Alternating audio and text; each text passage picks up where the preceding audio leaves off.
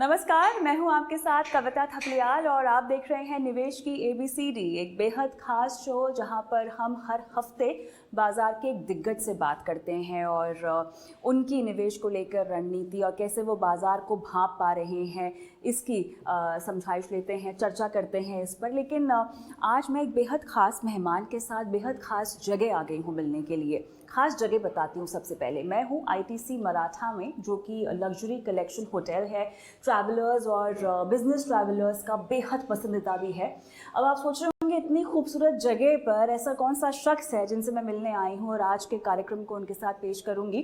तो मैं आ गई हूँ मिलने कल्पेन पारेख से, DSP म्यूचुअल फंड के MD और CEO, और इनसे आज हम निवेश के नायाब नुस्खे सीखेंगे। लेकिन देखते हैं कि वो इतनी खूबसूरत जगह पर आखिर है कहाँ।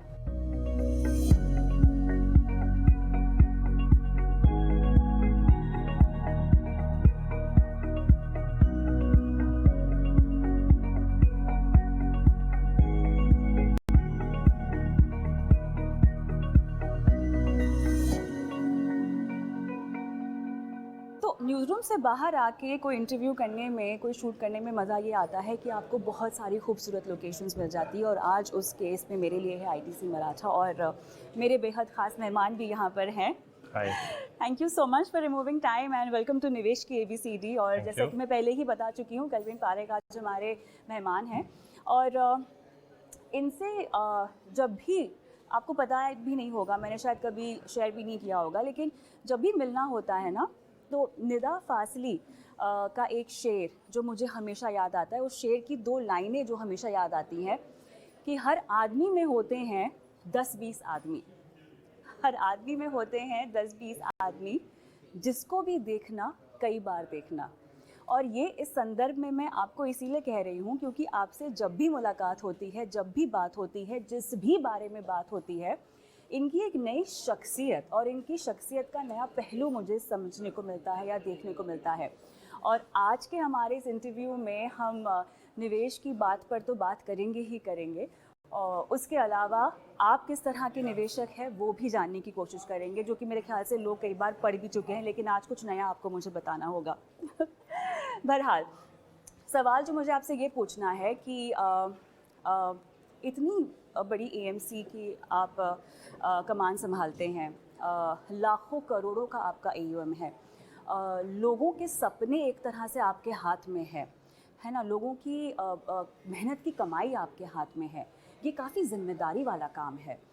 किस तरह से आप लोगों के सपनों को, उनकी जिम्मेदारी को भरोसेमंद तरीके से बाज़ार में लगाते हैं? बहुत ही ज़्यादा, कि जैसे आपने बताया कि ये हर इन्वेस्टर की मेहनत की कमाई है और इन्वेस्टिंग एक ऐसी फील्ड है जहाँ इसका जो बेनिफिट है या इसका रिज़ल्ट है ये काफ़ी बैक एंडेड होता है, ये बाद में पता चलता है।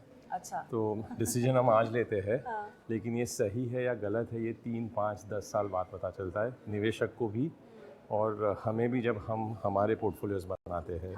तो ये जो टाइम होराइजन का डायमेंशन है इन्वेस्टिंग में, और उसके साथ ही इन्वेस्टर के लिए, जैसे आपने बताया कि इसकी मेहनत की कमाई है, फ्यूचर्स के ड्रीम्स है, तो बहुत ही ज़्यादा रिस्पॉन्सिबिलिटी फील होती है। और यहाँ पर आपकी कमाई उनकी कमाई से पहले नहीं आ सकती। बिल्कुल नहीं आ सकती। इसका ख्याल आप कैसे रखते हैं? क्योंकि ये तो आपको मालूम होगा कि हमारे ये बहुत ही बढ़िया कैटेगरी है म्यूचुअल फंड। तो होल इंडस्ट्री ऐसी है कि जहाँ पे हमारी कमाई ट्रेल पे होती है। तो हर दिन जैसे जैसे NAV ऊपर जाती है तो हमारी कमाई बढ़ती है, और अगर NAV नीचे जाती है तो हमारी कमाई घटती है। तो इन्वेस्टर के इंटरेस्ट और हमारे इंटरेस्ट बहुत ही अच्छी तरह से अलाइंड है। क्योंकि ये सिर्फ DSP की बात नहीं है, ये हमारे पूरे म्यूचुअल फंड इंडस्ट्री की बात है। इसलिए तो हम कहते हैं कि म्यूचुअल फंड सही है, क्योंकि सब कुछ अलाइंड है। और दूसरा तो जैसे हमने 5 साल पहले ये एक डिसीजन लिया था कि हम हमारे म्यूचुअल फंड में जो 400 450 हमारे कलीग्स है, right from me to my junior most colleague, हमारी पूरी की पूरी सेविंग्स हमारे ही म्यूचुअल फंड स्कीम्स में इन्वेस्ट होती है। अच्छा। तो ये एक हम इसे स्किन इन द गेम बोलते हैं। आप अगर मद्रास कैफ़े या मैसूर कैफ़े में कभी भी साउथ इंडियन खाने जाओगे तो वहाँ लिखा होता है the owner Yeats food here, या तो हम वही खाना आपको परोसेंगे जो हम खुद खाते हैं। तो इससे अलाइनमेंट बहुत अच्छी तरह से हो जाता है इन्वेस्टर्स और निवेशकों के साथ। ये गारंटी नहीं करता कि हमारे फंड शायद हर फेज़ में बेस्ट होंगे, बट एटलीस्ट हमारी नीयत है कि हम आपके पैसे के साथ हमारा पैसा भी इन्वेस्ट करते हैं और हम साथ में प्रोग्रेस करेंगे। क्योंकि हम म्यूचुअल फंड इंडस्ट्री की बात कर रहे हैं, इसके एक और पहलू पर मैं बाद में आऊँगी, लेकिन उससे पहले आपके बारे में जब भी कोई इंटरव्यू आप पढ़ लीजिए या जब भी कोई इनका इंटरव्यू देख लीजिए, बहुत एक आम सा सवाल होता है कि आपने कहाँ से सीखा निवेश करना, आपके बाज़ार के गुरु कौन है या किन को आप श्रेष्ठ समझते हैं। आज मुझे आपसे ये पूछना है कि आपकी जो टीम में सबसे यंगेस्ट मेंबर्स हैं, उनसे आप क्या सीखते हो? जेन ज़ी कह लीजिए या नई पीढ़ी के निवेशक कह लीजिए, उनसे आपने अब तक क्या सीखा है? दिग्गजों से तो अनुभव का फ़ायदा मिल जाता है, जेनसीज से किस तरह का फ़ायदा मिलता है? बहुत अच्छा सवाल है, क्योंकि हमारा दिमाग ट्रेंड होता है ये सोचने में और समझने में कि हम एक्सपीरियंस लोगों से ही सीख सकते हैं। और ये बहुत सही बात बताई आपने। पिछले 4 साल में 5 साल में जितने भी हमारे यंगस्टर्स अलग अलग रोल्स में, मार्केटिंग में है, एडवर्टाइजिंग में है, अच्छा। फंड मैनेजमेंट में है। अच्छा। फंड मैनेजमेंट में हमारे बहुत सारे जो नए कलीग आए हैं जिनकी उम्र मेरे से शायद 15 साल कम हो। अच्छा। या जिनकी इन्वेस्टिंग की जो एक्सपीरियंस है, इन्वेस्टिंग लाइफ की, वो सिर्फ 10-12 साल की है। लेकिन उनसे ये सीखने मिला है कि वो अपने कम तजुर्बे को रिप्लेस कर देते हैं बहुत सारी रीडिंग से, और वो इतनी हिस्ट्री उन्होंने पढ़ी है अलग अलग गुरुज की या बाज़ार की या किताबों से, एक्सपीरियंस से, कि उनका जो कम तजुर्बा है ये उनके लिए बैरियर नहीं है। अच्छा। ये हिस्ट्री में हमारे पास बाज़ार की हिस्ट्री 50 से 100 साल की है। अगर आप यूएस मार्केट्स देखें तो 100 साल की हिस्ट्री है, इंडिया की मार्केट्स देखें तो 30 से 40 साल की हिस्ट्री है। तो इन्होंने हिस्ट्री से बहुत सारा सीखा है और वो शेयर बहुत करते हैं। और मैं खुद को बहुत ही प्रिविलेज मानता हूँ कि एक तो लोगों के पैसे को संभालने का हमें मौका मिला है, और दूसरा मैं हमेशा ये बोलता हूँ, मेरी टीम्स को भी बताता हूँ, मेरे कलीग्स को बताता हूँ कि ये एक ही ऐसी इंडस्ट्री है जहाँ पे पढ़ने के लिए, सीखने के लिए हमें पैसा मिलता है। नॉर्मली हम कॉलेज में जाके पैसा दे के, फीस दे के पढ़ाई करते हैं। यहाँ पे बाज़ार हमें रोज़ सिखाता है, हमारी कंपनीज़ हमें रोज़ सीखने का मौका देती है, और साथ में हम हमारी अर्निंग्स को भी ऊपर ले जाते हैं। इससे मुझे ये समझना है कि अगर हम छोटे मझोले शहरों की बात करें भारत में, तो वहाँ पर डीएसपी कितना पहुँच पाया है? क्या वहाँ तक पहुँचने के लिए कोई और रणनीति? देखिए, बड़े शहरों में तो लोगों को फिर भी फाइनेंशियल प्लानिंग और निवेश को लेकर थोड़ी बहुत जागरूकता है, समझते हैं म्यूचुअल फंड क्या है। छोटे मझोले शहरों में जो हमने पिछले दिनों कुछ सालों से अच्छा खासा रिस्पॉन्स आता हुआ देखा है, आप किस तरह से अपने पैर पसार रहे हैं? मेरा ये मानना है कि शहर छोटे हैं, लेकिन जो वहाँ के लोग हैं, इनकी आशा है या इनके जो एस्पिरेशंस है, ये छोटे नहीं हैं। बिल्कुल। ये उतने ही एस्पिरेशनल है जितना इंडिया के बड़े शहर या दुनिया के बड़े शहर में लोगों का एस्पिरेशन है। बिल्कुल। क्योंकि पिछले 10 सालों में हम सब इतने डिजिटली कनेक्टेड हो गए, हर दुनिया के हर शहर के में क्या हो रहा है आज 1 मिनट में हमें पता चलता है। बड़ा शहर हो या छोटा, तो लोगों के एस्पिरेशंस बड़े हैं। और जैसे मैंने बताया कि टेक्नोलॉजी और डिजिटल प्लेटफॉर्म्स के वजह से मैसेजिंग हमारा बहुत आसानी से छोटे शहर में भी पहुंच जाता है। आज अगर हमने हमारा कोई भी एक डॉक्यूमेंट सोशल मीडिया पे रिलीज़ किया, तो वो उसी वक्त मुंबई का इन्वेस्टर हो या मैंगलोर का इन्वेस्टर हो या मैसूर हो या गुवाहाटी हो, उसे उसी वक्त मिल जाता है। कोविड के वजह से एक डिजिटल कनेक्टिविटी इतनी बड़े मायने में बढ़ गई, लोगों ने जो डिजिटल अडॉप्शन कर लिया ये बिज़नेस को समझने में या इन्वेस्टिंग के रूल समझने में, बिना ट्रैवल किए हम हमारी सीट पे बैठ के, इन्वेस्टर उसके घर में बैठ के एक एक्सचेंज ऑफ आइडियाज़ हुआ है, और उससे एक नया अप्रोच मिला है बिज़नेस करने का। अब जैसे हमारी बात करो आप, तो हमारी फिज़िकल प्रेजेंस 60 शहरों में है पूरे देश में, बट उन 60 शहरों से हम आसपास के हर मार्केट से हम और 2-3 मार्केट को सर्विस करते हैं। आज की तारीख में रफली 50% नए फ्लोज़ मेट्रो शहर से आ रहे हैं, 40 से 50, और 50 से 60% फ्लोज़ छोटे शहरों से हर महीने हमारे इंडस्ट्री में आ रहे हैं। तो मेरा ये मानना है कि अब विजिबिलिटी बहुत बड़ी है आगे, और छोटे छोटे एयरपोर्ट्स पे कभी कभी लोग आके बोलते हैं कि आपको कविता के शो पे टीवी देखा है या आपको कोई यूट्यूब इंटरव्यू में देखा है, तो और मैं आपके फ़ंड का इन्वेस्टर हूँ, तो अच्छा लगता है कि पेनिट्रेशन बढ़ा है। और इन्वेस्टर जब सही तरीके से लंबे समय के लिए इन्वेस्ट करते हैं तो आशा ये होती है कि हम ग्राहकों में से अच्छे इन्वेस्टर्स में उनको कन्वर्ट कर पाएंगे। बिल्कुल। तो एज ग्रुप अगर मुझे समझनी हो तो इसमें यंग निवेशक या मिडिल एज निवेशक, इस तरह का कोई खाका है आपने? तो जैसे आप इसमें देखिए, ऐसा है कि नॉर्मली ज़्यादा पैसा जो है वो कुछ अरसे के बाद या कुछ उम्र क्रॉस करने के बाद ही लोगों के पास आता है। बिल्कुल। नॉर्मली अर्ली स्टेज में लोग या जैसे कोई स्टूडेंट है अपनी पढ़ाई करके नई नौकरी लेके जब शुरू करता है अपने जीवन की जर्नी को, तो पहले 5-10 साल में फोकस पुराने दिनों में या मेरे टाइम पे जब मैंने कॉलेज से पास आउट किया था, फोकस हुआ करता था ट्रेडिशनल इन्वेस्टिंग में, और अपने खर्चे होते थे, लोग घर खरीद लेते थे, लोग गाड़ियाँ खरीद लेते थे, और 40, 45 या 50 की उम्र के बाद उनके पास एक अच्छा कॉर्पस बनता था, जब दिमाग में ये थॉट आता था कि अब मुझे इन्वेस्ट करना चाहिए। आज मुझे ये लग रहा है कि उल्टा हो रहा है। तो आज की तारीख में मुझे याद है, मैंने 6-7 साल पहले जब देखा था, जब मैं डीएसपी ज्वाइन हुआ था, तो जो हमारे इन्वेस्टर्स की एवरेज एज थी वो 49-50 के आसपास थी। As we talk today that number has come down to 42, which means 20 से 30 वाली उम्र में भी बहुत लोगों ने इन्वेस्ट करना शुरू किया है।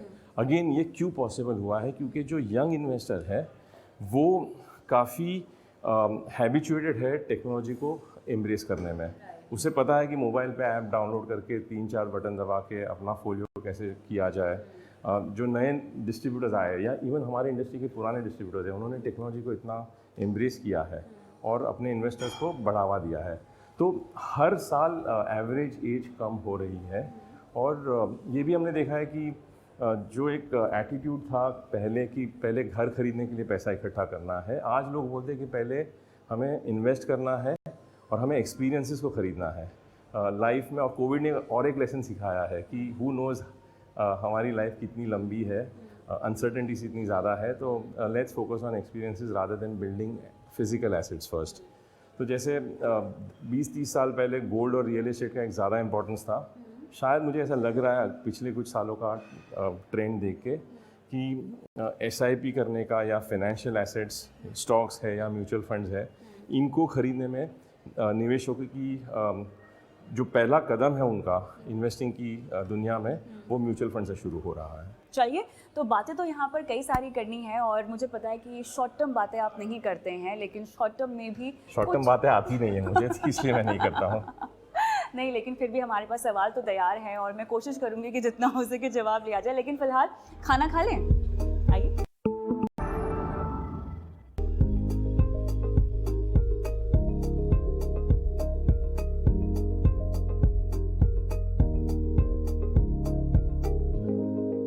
हम बात कर रहे थे कि कैसे टियर 2 और टियर 3 में अब इंटरेस्ट बढ़ रहा है और कैसे वहाँ पर जागरूकता बढ़ रही है। तो ऐसे में डायरेक्ट और रेगुलर स्कीम्स की अगर मैं बात करूं तो इसके रेशियो में कोई तब्दीली पिछले कुछ सालों में, जहां पर आपने देखा हो कि डायरेक्ट स्कीम्स को लेकर लोगों में जागरूकता ज़्यादा बढ़ी हो, ज़्यादा समझ पा रहे हो वो इसको लेकर? ज़्यादातर लोग पहले साइकिल में, ये डायरेक्ट फंड आई थिंक 2013 से शुरू हुआ था। अच्छा। तो सबसे पहले राउंड में जो इंस्टीट्यूशनल इन्वेस्टर्स होते हैं, कॉर्पोरेट ट्रेजरीज होती है, जिनकी खुद की डिसीजन मेकिंग की टीम होती है, जिनके पास खुद फंड मैनेजर जैसे लोग होते हैं, उनका बहुत ज़्यादा पैसा डायरेक्ट प्लान में इन्वेस्ट होता है। अच्छा।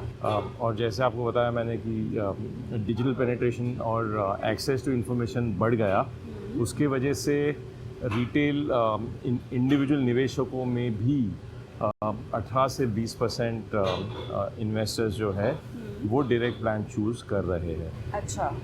और 70 से 80% लोग अभी भी किसी न किसी डिस्ट्रीब्यूटर या एडवाइज़र के ज़रिए म्यूचुअल फंड की दुनिया में इंट्रोड्यूस होते हैं। क्योंकि जैसे अभी आपने मेन्यू के बारे में बताया कि इतने सारे आइटम आप कंफ्यूज जाती हो, तो म्यूचुअल फंड में भी वैसे ही है। 1500 के आसपास स्कीम होगी, तो आज किसी भी निवेशक को अगर पहला कदम लेना है तो कैसे शुरू करें? हाँ। ये उसके लिए थोड़ी पढ़ाई करनी पड़ती है, थोड़ा रिसर्च करना पड़ता है। तो कुछ लोग हैं जिनको ये करने की, जिनमें क्षमता होती है या जिनमें इंटरेस्ट होता है कि मुझे खुद समझना है, खुद स्टडी करके डिसाइड करना है। और एट द सेम टाइम बहुत लोग होते हैं जो जो ये सोचते हैं कि मेरे पास इतना टाइम नहीं है, मेरे पास इतना टेम्परामेंट नहीं है कि मैं रिसर्च करूँ या 1500 स्कीम्स को एनालाइज करूँ और फिर मैं ज़ीरो डाउन करूँ। तो उससे अच्छा है कि कोई डिस्ट्रीब्यूटर की सर्विस मुझे मिलती है जिसने मुझे आके पहली बार म्यूचुअल फंड क्या है समझाया। हाँ। तो ये दो तरह के लोग होते हैं, तो इस तरह के ट्रेंड्स पिछले 2-3 साल में हुए हैं। अगला सवाल जो मुझे आपसे पूछना था डेट म्यूचुअल फंड्स को लेकर, और इसमें जो LTCG इंडेक्सेशन के बदलाव हुए हैं, इसे आप कैसे समझते हैं? और क्योंकि अब हम जानते हैं कि एक तरह से बैंक्स फिक्स डिपॉजिट को बहुत ज़्यादा प्रमोट कर रहे हैं। कुछ सर्टेन अवधि के फिक्स डिपॉजिट हैं जहाँ पे आपको बहुत अट्रैक्टिव रेट्स मिल रहे हैं। मार्च के आखिरी हफ्ते में हमने देखा कि बहुत जमकर निवेश हुआ है डेट म्यूचुअल फंड्स में।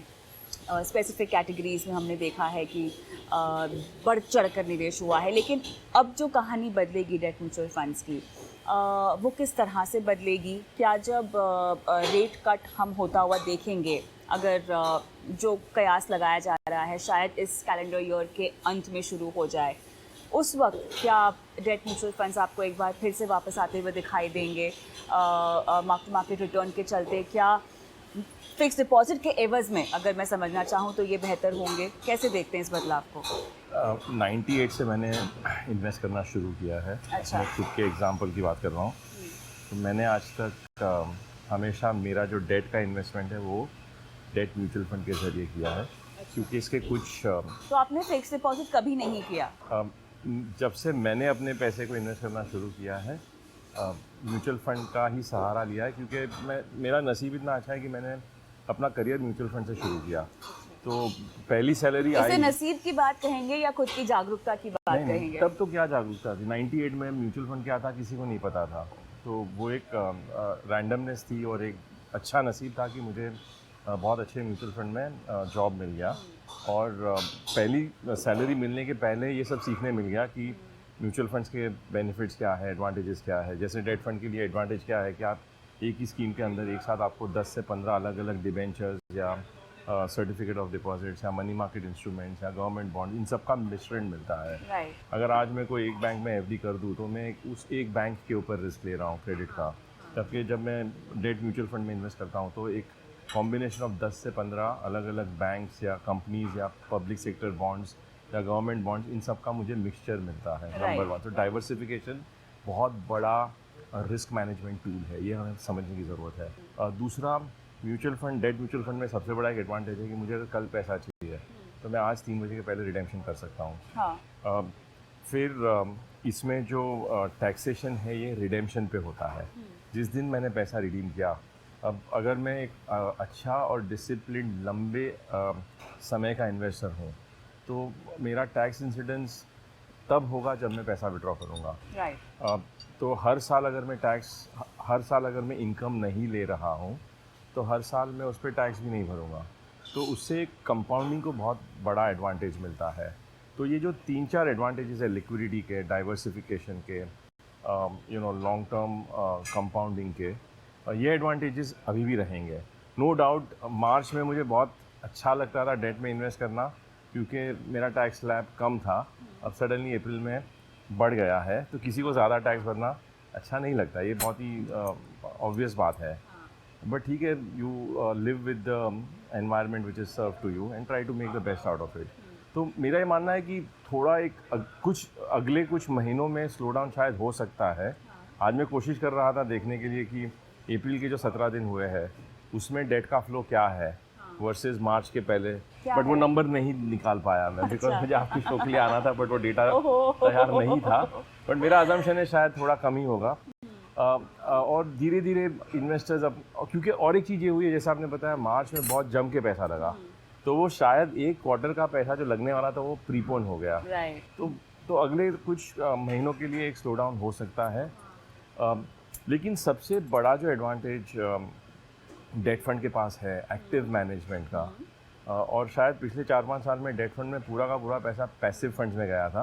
अब शायद एक्टिव फंड्स की ज़रूरत ज़्यादा महसूस होगी, अच्छे एक्टिव फंड्स की, जो फंड्स इंटरेस्ट रेट की साइकिल को ठीक से समझ के अपने पोर्टफोलियो की मैच्योरिटीज़ को या तो बढ़ाए या कम करे साइकिल के हिसाब से। तो वो एक्टिव मैनेजमेंट की वजह से थोड़ा रिस्क भी बढ़ता है लेकिन उतना रिटर्न भी बढ़ने की उसमें क्षमता है। सो जो आप डेट की बात कर रहे थे, उसमें और एक चीज़ ये होगी कि जैसे आज अगर मैं खुद का एग्जांपल दे रहा हूँ टू मेक इट सिंपल, मेरे पोर्टफोलियो में 60% इक्विटी फंड्स है और 40% डेट फंड्स है। जब 60-40 का एसेट एलोकेशन है।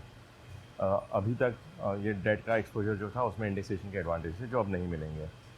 अब मैं अगले 1 साल के मेरे जो भी कैश फ्लोज आएंगे, इससे शायद मैं ऐसे फंड में इन्वेस्ट करूँ जिसका एसेट एलोकेशन ही 60-40 हो।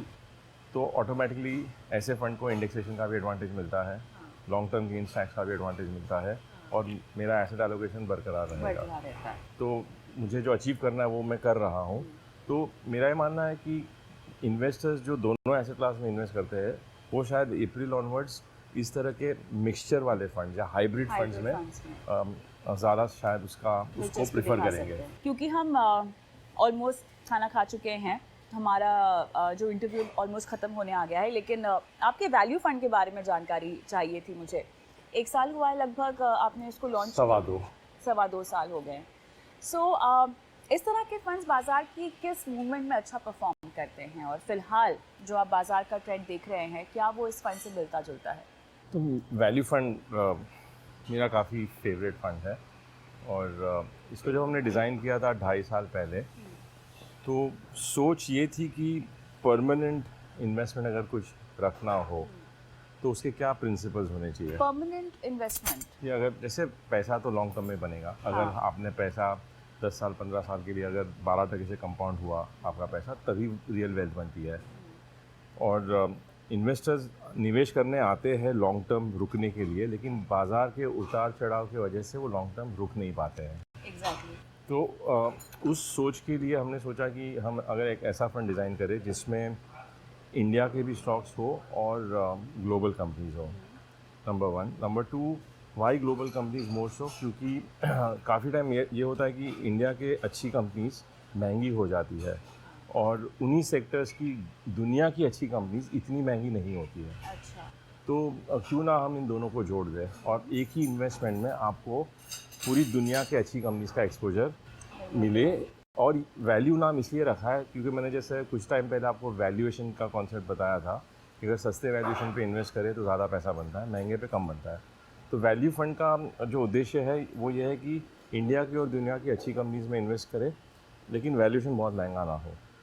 तो जैसे इसमें फ़िलहाल इसका जो पोर्टफोलियो है इसमें टेक्नोलॉजी में TCS नहीं है, अच्छी कंपनी है बहुत, लेकिन वैल्यूएशन थोड़े महंगे है। टाटा एलेक्सी नहीं है, लेकिन इन्फोसिस और HCL टेक और टेक महिंद्रा है। या इसमें ऑटोमोबाइल्स में मारुति और आयशर मोटर्स नहीं है, जो दोनों बहुत अच्छी कंपनीज हैं, लेकिन ये थोड़ी महंगी है वैल्यूएशन के पॉइंट ऑफ व्यू से। लेकिन इनके जगह पे बजाज ऑटो और हीरो मोटर्स है जो वैल्यूएशन में थोड़ी सस्ती है।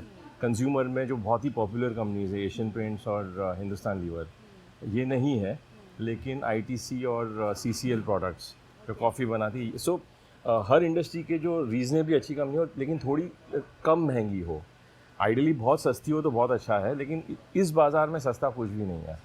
तो ये वैल्यूएशन को बहुत रिस्पेक्ट करता है, ओवर एंड अबाउ क्वालिटी, और जोग्राफीज़ की बाउंड्री को तोड़ देता है। तो आज निवेशक को दुनिया भर की अलग अलग कंपनीज ढूंढने की ज़रूरत नहीं, इसी एक फ़ंड में मिल जाता है। और इसकी जो सबसे डिफ्रेंशिएटिंग फैक्ट है, अगर आज इंडिया में 600-700 इक्विटी फंड है, हर फंड का एक बेंचमार्क होता है, निफ्टी है या निफ्टी 200 है या निफ्टी 500 है। हमारे बेंचमार्क्स में 25 से 35% एक्सपोजर लेंडर्स में है, मतलब बैंक्स और NBFCs में है। और इसका यही उद्देश्य था कि ये लॉन्ग टर्म में आपको बेंचमार्क से थोड़ा ज़्यादा रिटर्न दे और क्या हम इसकी फ्लक्चुएशंस को कम कर सकें। तो इस डिज़ाइन की वजह से फ्लक्चुएशन कम हो जाते हैं। चलिए, अनोखा फंड, अनोखी थीम, और इसी के साथ इस अनोखे इंटरव्यू को भी हम समाप्त करते हैं। उम्मीद है आपको पसंद आए हों हमारे सवाल, और इतने खूबसूरत डिनर के लिए आपने समय निकाला, उसके लिए बहुत बहुत धन्यवाद। मेरे लिए तो वैल्यू इन्वेस्टिंग ही है क्योंकि आपने मुझे इस डिनर पे बुलाया है, अच्छा quality food at good prices. चलिए, तो इसी के साथ इस शो में आज के लिए इतना ही। मुझे भी इजाज़त दें। नमस्कार।